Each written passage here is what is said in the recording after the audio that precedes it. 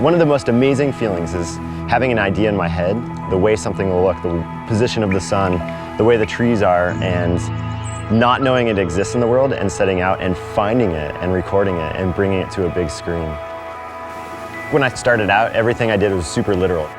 And at some point I discovered that it doesn't have to be that way, that you can not give away everything in a piece, and I really trust the audience. I love not answering every question that I propose in a piece, or I love letting things linger. I am so inspired by people that are afraid of something and look it in the eye and try it.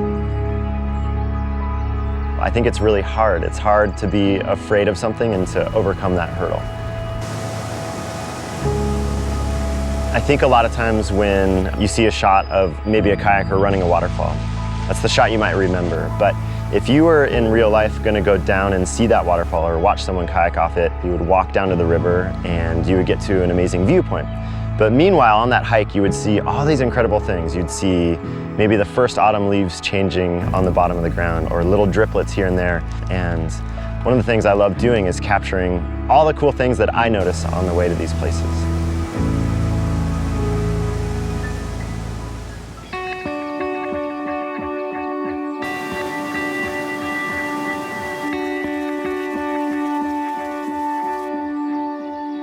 A lot of adventure stories are told with a chronology, so following the adventure, point A to point B, and there's a lot more to every adventure. I'm really curious if someone's, doing a double backflip on a motorcycle, what kind of person are they? What's the motivation behind their story, or what is the other layer that isn't right on the surface? A lot of times we have one shot of what we're gonna film. One person's gonna run a waterfall once, they're gonna do this mountain bike jump just once, and I always like to have extra cameras around. If it's just a one camera shoot and I'm out there all by myself, I rehearse. I just give myself extra time to practice the move and make sure that I go through my sequence.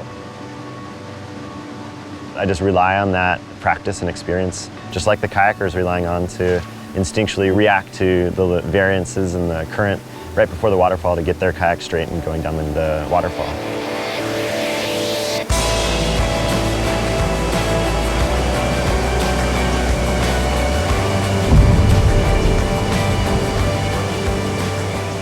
Audio is 51% of any film I do.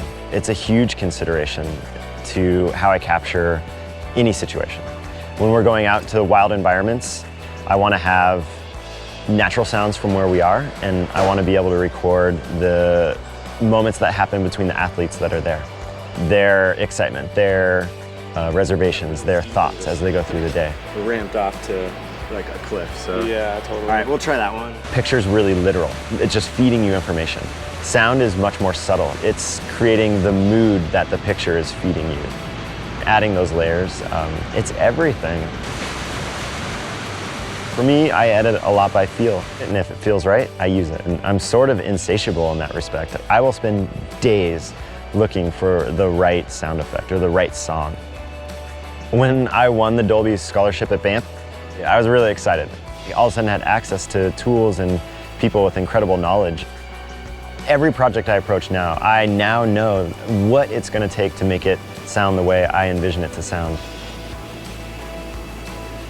As a filmmaker, we put so much time and energy into these movies that we make, and there's a part of me that always wants to push it further, to see what I could do differently, to see what I could do better. I'm living my dream come true every day. I truly love it. I'm Skip Armstrong, and I make adventure films.